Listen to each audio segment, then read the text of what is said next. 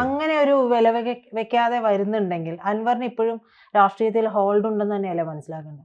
രാഷ്ട്രീയത്തിൽ ഹോൾഡ് തീർച്ചയായിട്ടും ഉണ്ടാവണം. കാരണം ഇപ്പോൾ LDFിൽ നിന്ന് പുറത്തു പോയിട്ട് അദ്ദേഹം UDFിലേക്ക് മാറാൻ ശ്രമിച്ചു.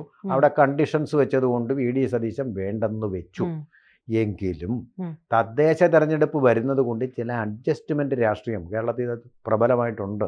അതിപ്പോൾ CPM നടത്തിയാലും കുഴപ്പമില്ല, കോൺഗ്രസ് നടത്തിയാലും കുഴപ്പമില്ല, അതുണ്ട്.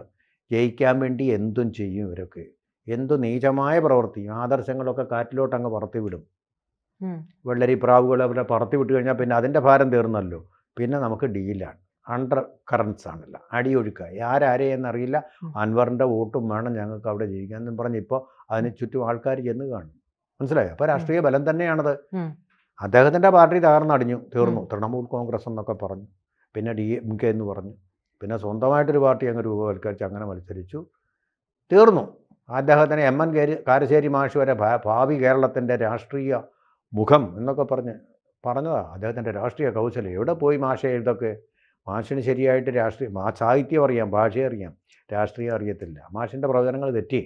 അപ്പോൾ എന്ന് പറയുന്നത് പോലെ ഇദ്ദേഹം ഒന്നുമല്ലാതെ ഈ രാഷ്ട്രീയത്തിൽ ഒന്നുമല്ല. പക്ഷേ മലപ്പുറം ജില്ലയിൽ ഇപ്പോഴും രാഷ്ട്രീയമായിട്ട് മാത്രമല്ല മതപരമായിട്ടും സ്വാധീനിക്കാൻ കെൽപ്പുള്ള ഒരാളാണ്.